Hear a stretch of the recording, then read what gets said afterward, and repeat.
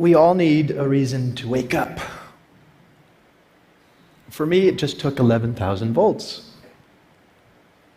I know you're too polite to ask, so I will tell you. One night, sophomore year of college, just back from Thanksgiving holiday, a few of my friends and I were horsing around, and we decided to climb atop a parked commuter train. It's just sitting there with the wires that run overhead. Somehow that seemed like a great idea at the time. We'd certainly done stupider things. I scurried up the ladder on the back, and when I stood up, the electrical current entered my arm, blew down and out my feet, and that was that. Would you believe that watch still works? Takes a licking. My father wears it now in solidarity.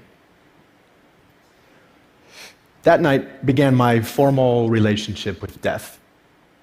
My death.